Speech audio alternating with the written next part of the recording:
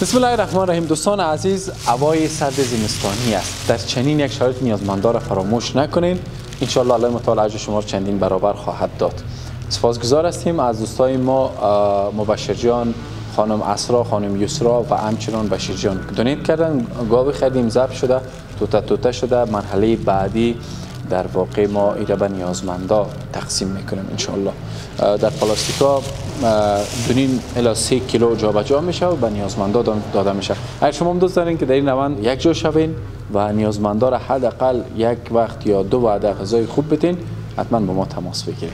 السلام.